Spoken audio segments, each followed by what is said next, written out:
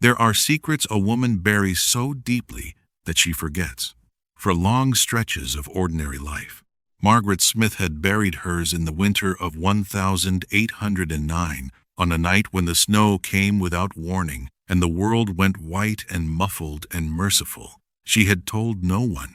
She had returned to Wiltshire in the spring with her composure intact, her reputation unscathed, and a hollowness behind her ribs that she had learned, over 6 quiet years, to mistake for peace. She was 23 now, the youngest daughter of a modest baronet, possessed of no great fortune and no particular prospects, and perfectly content, she had decided, to remain that way. Her cottage at the edge of the Smith estate was small and full of light and answerable to no one, and if the village occasionally whispered that a woman of her age ought to have married by now, she found she could bear the whispers. What she could not have anticipated on the gray October morning that changed everything was the boy. He was perhaps 6 years old, sitting in the ditch at the edge of the south lane, with his knees drawn to his chest and his eyes wide and watchful as a creature that has learned not to make a sound when it is afraid. His coat was fine. That was the first thing she noticed, cut from wool that had no business on a child wandering alone through the Wiltshire lanes, his dark hair plastered flat with rain, his boots caked with the kind of mud that spoke of a very long walk from somewhere very far away. He had nothing with him but a small leather satchel, drawn tight against his chest, as though it contained something worth dying for. Margaret knelt in the wet grass beside him. She asked his name. He told her, and she felt the blood leave her face so completely that for a moment the gray sky and the gray lane and the boy's gray eyes all blurred together into something she could not read. Because the name he gave her was not a common name, it was old and particular, and attached, in the memory she had spent 6 years learning to forget, to only one man in all of England. A man who was not, as far as society knew, the father of anyone at all. The boy's name was Edmund Cavendish. She had not misheard it. She turned it over in her mind, the way one tests ice, before trusting it with one's full weight, searching for some other interpretation, some harmless explanation, and found none. There was only one family in England who bore that name with such casual ownership, as though the word itself were an estate, and they its hereditary tenants. The Duke of Hartwell, Julian Cavendish, a man she had not spoken aloud in 6 years, and whose face she could still reconstruct in the dark without trying. She brought the boy inside, because it was raining, and because his lips were going blue, and because standing in the lane staring at him would not, she told herself firmly, serve any useful purpose. She set him by the fire. She brought him bread and warm milk. She watched him consume both with the focused efficiency of a child who has been hungry for longer than a few hours, and she sat across from him and tried to think clearly, which was proving extraordinarily difficult. "How did you come to be on the South Lane, Edmund?" she asked, keeping her voice easy, the voice of a woman who asked questions of lost children every day and found nothing remarkable in any of it. He looked at her over the rim of the cup. His eyes were gray, precisely, unmistakably gray, with that particular quality of stillness that she recognized, that she had spent 6 years learning to unrecognize in every face that wore it. "I walked," he said. "From where?" He considered this for a moment with the gravity of someone who has decided that certain information is only to be surrendered selectively. "Far," he said. Then, as though offering a concession, "My satchel has important things in it." "I see," Margaret said. "And will you tell me what they are?" "Not yet," he said, politely, but with absolute finality. She nearly smiled despite herself. It was the kind of answer a Duke's solicitor might give. She poured him more milk, and told herself she was not noticing the shape of his jaw, the precise angle of his brows, the way he held himself even slumped with exhaustion, as though posture were not a habit but a birthright. She sent a note to her sister Catherine, who lived in the village, because she needed someone to think with and could not trust her own mind that morning. Then she waited, and while she waited she looked at the boy, and while she looked at the boy, she thought about a winter she had promised herself was finished with her. It was not apparently finished with her yet. Catherine arrived within the hour, with the expression of a woman who had read the note 3 times and drawn her own conclusions from it. She took one look at Edmund, now dry and drowsy by the fire, with his satchel still clutched to his chest, and pulled Margaret into the kitchen with a grip that left no room for negotiation. "Who is he?" she said, very quietly. "He says his name is Edmund Cavendish." Catherine's face went through several things in rapid succession. "The Duke's? I don't know," Margaret said. "He said nothing about his parentage. He said almost nothing at all."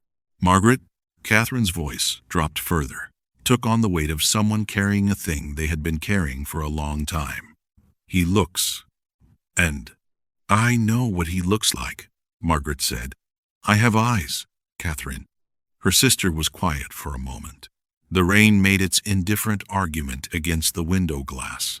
Then, carefully, "Does he look like Julian, or does he look like—" "Don't."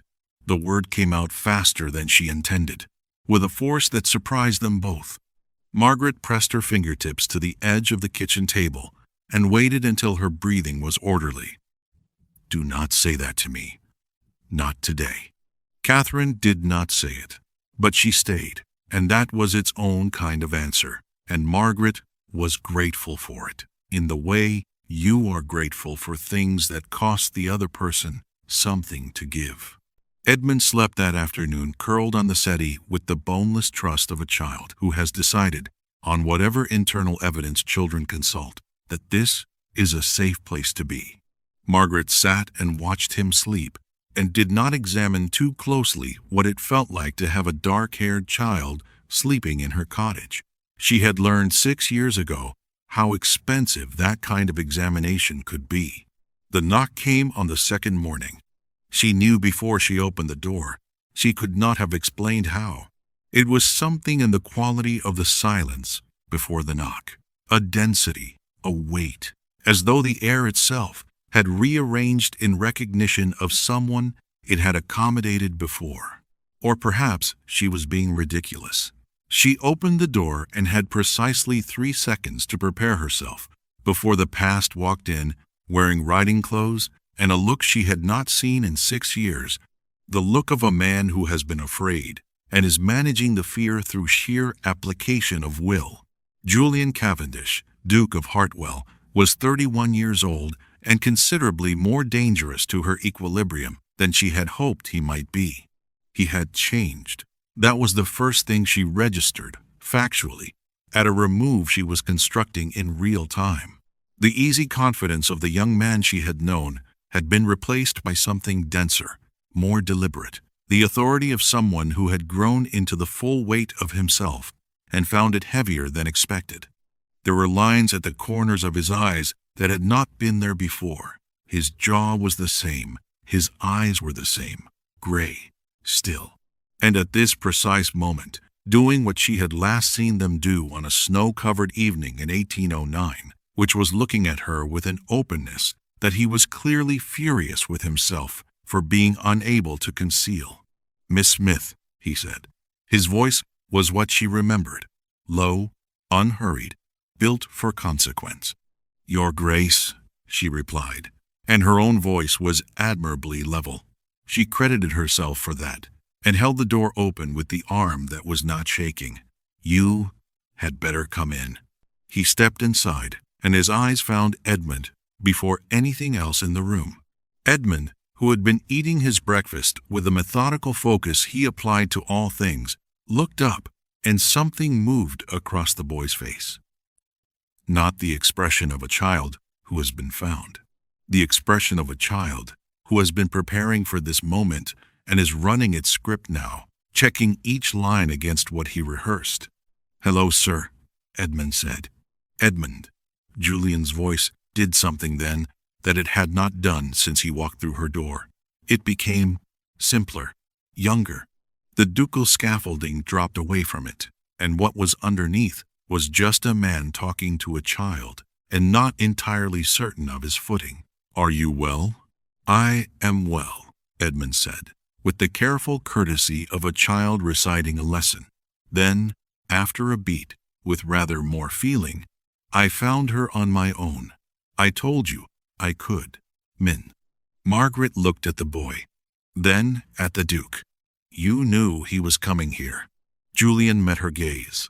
His jaw was set in the manner she had catalogued, over 2 days of looking at Edmund, as the Cavendish expression for composure under pressure. "Not precisely here. He had the name of the village. I have been searching since Tuesday." He looked back at Edmund. He had made it rather clear that if he were going to run away, he intended to do it properly. "And the destination?" Margaret kept her voice very even. Was this destination his idea? The question hung in the room. Julian held her gaze for 3 full seconds, and in those 3 seconds, something moved through his expression that she did not have the luxury of reading. "It was," he said carefully, "though I confess I am still determining the full reasoning behind it." Margaret looked at the boy. Edmund had resumed eating his breakfast, apparently satisfied that the opening negotiations had concluded satisfactorily. His satchel sat beside his plate. He had not yet opened it for her, though she had stopped asking after the first morning, having determined that pressing Edmund Cavendish on matters he considered private was an enterprise of strictly limited productivity. She put the kettle on because her hands needed occupation. She was aware of the Duke standing in her small parlor, taking up a disproportionate amount of its air, and she was aware of herself being aware of him, which was the thing she had most dreaded and was now simply required to manage.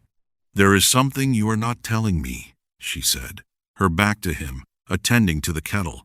"There is a great deal I am not telling you," he said. "I am attempting to determine the correct order in which to tell it." She turned to face him. "Then I would suggest starting with why a 6-year-old boy would walk across Wiltshire alone to arrive at my door specifically, when by his account he was directed here by you, and when by all visible evidence he has never set foot in this county before." Julian looked at her steadily. Then he looked at Edmund. "Would you give us a moment, Edmund?" Edmund climbed down from his chair with the dignity of someone who has agreed to a concession rather than been dismissed. He took his satchel. He went upstairs with the tread of a child, listening very hard from the staircase, and Margaret let him, because she suspected he had earned the right to whatever information he could gather by those means. When the creak of the stairs had settled, Julian spoke. "He is not my son by blood," he said. Margaret kept very still. "He was placed in my care 14 months ago by his mother, a woman named Clara Vane, who died of a fever in Bath. She had no family living. Edmund had no one." He looked at the fire. "She left a letter. In it she identified his father. A beat. She identified me. But you said, 'I am not his father by blood,'" he repeated, and something in his voice made the words careful and particular, as though they had been chosen from a larger collection and set aside from it deliberately. I have reason to believe the letter was not entirely accurate. But Edmund was 5 years old and without a guardian, and the practical question of his parentage was somewhat outweighed by the practical question of where he was going to sleep. Margaret sat down, not because she had decided to sit, but because her legs reached their own conclusion. "And you took him in." "I did. And I have been, for 14 months, attempting to determine the truth of what Clara Vane wrote in that letter." He looked at her directly for the first time since the kettle had given her a reason to look away. "The truth, Miss Smith, brought me eventually to Wiltshire, and Edmund, who had been listening at doors rather more assiduously than I had appreciated, arrived rather before I did. The room was very quiet. Margaret could hear the wind in the chimney, and the distant settling of the house, and the absolute silence from the staircase that meant Edmund Cavendish was listening with every atom of his small, clever person. "What truth?" she said, and her voice was barely sound at all. "Did you find in Wiltshire?" Julian opened his mouth. And then, before he could answer, Edmund came back down the stairs. He came with his satchel open and a piece of paper in his hand, folded and refolded to the consistency of cloth, softened at the creases by what looked like considerable handling. He walked to Margaret and held it out with the solemnity of a child performing an act he had rehearsed and decided upon alone, in the particular way of children who understand more than adults intend them to. "I've been carrying it since Mama died," he said. "I think it belongs to you." Margaret took it. Her hands were steady, which surprised her. She unfolded it. The ink was faded, and the paper was thin with age, and the handwriting was not one she knew, but the name at the top was hers, and the date was the 14th of December, 1809. And the first line read, "By the time you read this, Margaret, I expect you will have been told your child did not survive." The room disappeared for a moment. She was aware of Julian moving, of him crouching beside her chair, of his voice saying her name, and of herself sitting in the cold, clear wreckage of 6 years of grief, rearranging itself with the merciless efficiency of a truth that has been patient and will not be patient any longer. She read the letter 3 times, not because she misunderstood it, because understanding it required more than one pass. Clara Vane had been her companion during those months in Bath, during the confinement that Margaret's mother had arranged in terror and secrecy and dispatched her daughter to endure alone. Clara had been there when the child was born. Clara had been there when Margaret's mother arrived and made the arrangements. Clara had been told, as Margaret had been told, that the infant had not survived the night. Clara had not told the truth. The child had survived. He had been placed quietly, efficiently, in the care of a Bath solicitor who had passed him to a woman in Gloucestershire, who had kept him for 3 years until Clara Vane, whose conscience had apparently been mounting a sustained campaign against her, had taken the boy herself, had raised him, and had written, dying, a letter that she had folded into his satchel and told him to find the woman whose name was written at the top. Margaret looked up from the letter. Edmund was watching her with his gray eyes, with that careful, particular stillness that was not peace, but something more effortful than peace, something chosen. Julian was beside her, and she could not look at him yet. She could not look at anything except the boy who was 6 years old and had walked across Wiltshire with this letter in his satchel, and had sat in her kitchen eating soft bread and milk, and had let her brush the mud from his coat, and had not told her, had waited, had given her 2 days to know him before he gave her the truth. "Edmund," she said, and her voice came out in 2 parts. The first, steadier than she expected. The second, not at all. "Come here." He came. She put her arms around him with the care of someone who is not certain a thing will hold, and finds, to her astonishment, that it holds completely. He was solid and warm, and smelled of her soap and the rain, and something underneath both that she had no name for yet and did not need. He did not pull away. She was not proud of what came next, which was weeping.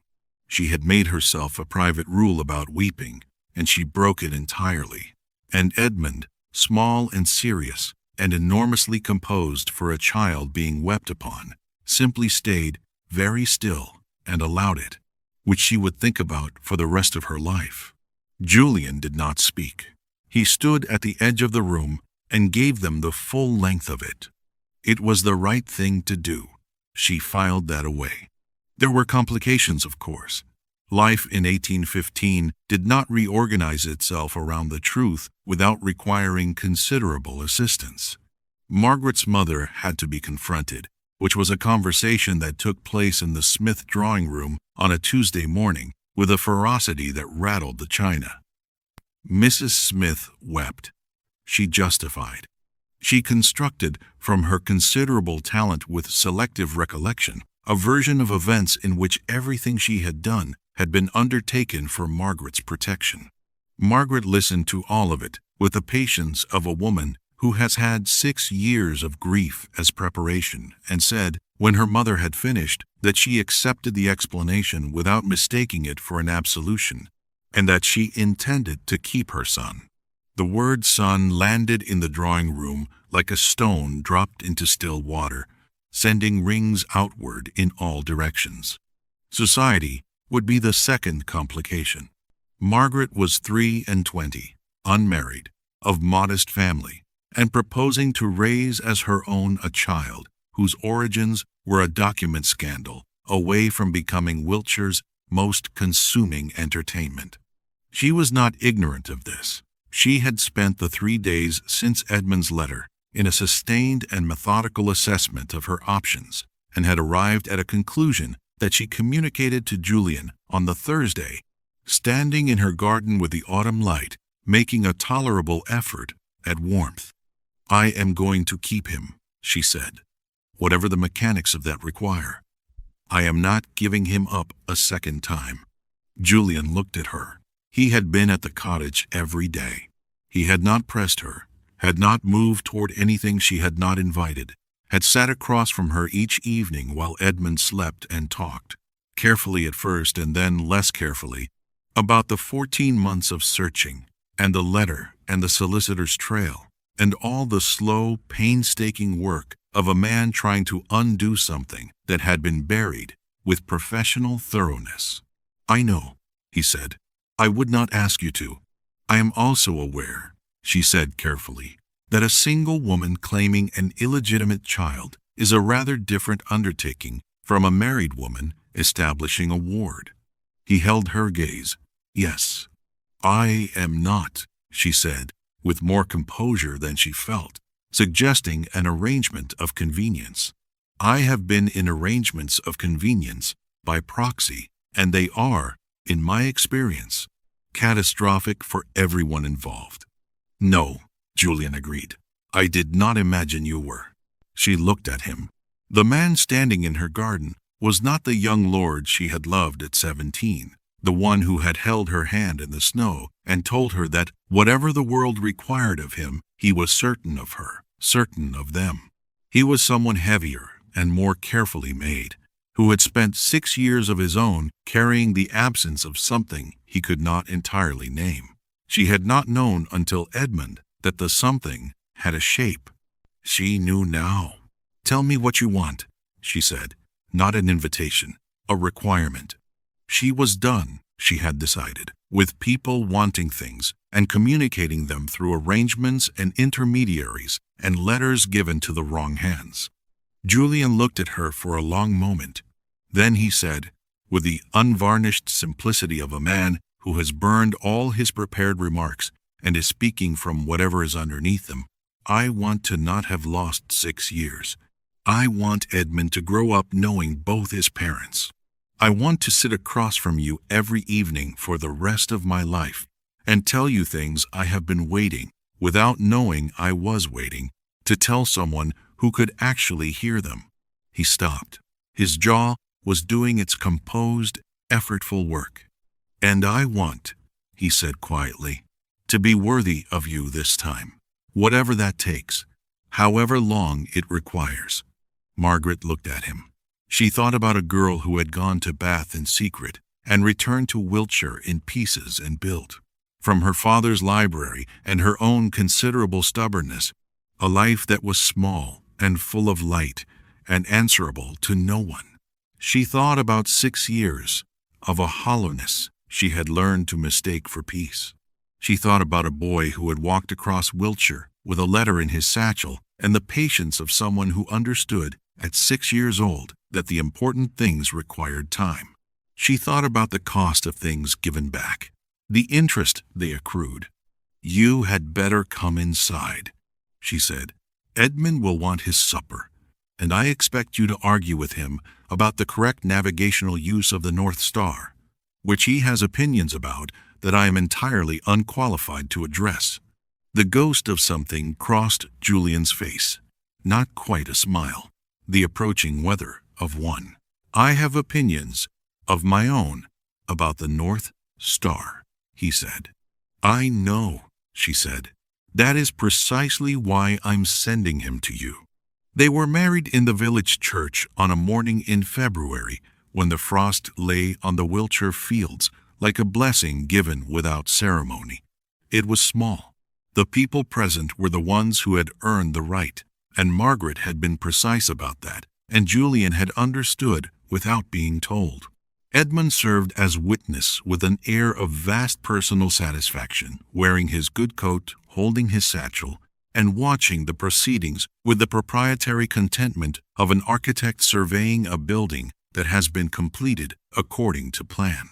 The letter from Julian's cousin, Lord Ashfield, arrived the following week, expressing polite concern about the match's implications for the Hartwell succession. Julian read it at breakfast in a voice of such perfect neutrality that Margaret was obliged to develop a sudden interest in the view from the window. He then folded it, set it beside his plate, and said that he intended to reply that the Hartwell succession was in excellent health, having added one excellent heir of 6 years, who had already demonstrated a capacity for strategic long-term planning that put most of the lords of the realm to considerable shame. Edmund, who was listening, looked up from his porridge and said that he had also been working on a theory about the navigational unreliability of clouds, and would the Duke like to hear it? "I would," Julian said. "Very much." The theory lasted through breakfast and into a walk along the South Lane, Edmund between them, narrating, with one hand gesturing at the sky and the other swinging between their clasped ones in the unthinking way of a child who has located the center of his world and sees no reason to be uncertain about it. Margaret thought about a ditch in October rain and a boy with gray eyes and a satchel of important things. She thought about the letter that had been waiting 6 years for the right hands. She thought about the cost of kindness and how she had once calculated it and arrived at the wrong total. She had missed the compounding. She had not known then that what you lose and grieve and carry can accumulate interest, that the things you love do not stop in your absence, that the ground beneath your feet, even when it turns out not to be solid, can sometimes be remade into something better than the original. Not always. She was not naive enough to address it as an inevitability, but sometimes. Edmund stopped in the lane and pointed at a cloud formation and said that it was a completely useless navigational marker, and Julian said, with great seriousness, that he agreed entirely, but that it looked rather like a horse, and Edmund considered this for a full 5 seconds, and then conceded that yes, it did somewhat resemble a horse, and they continued walking while the Wiltshire sky did its unhurried best above them. Margaret held her husband's hand. She held her son's. She did not look for the hollowness. It was, at last, entirely gone. If this story held you from the very first knock of October rain, then you already know what this channel is about. We are here every day with stories that find the places you keep most carefully guarded and remind you that the ground can be remade. Subscribe now so you do not miss a single one. Leave us a comment and tell us the moment that broke you open. Was it the satchel, the letter, Edmund walking across Wiltshire alone with everything that mattered drawn tight against his chest? We read every, and it will find you just as surely.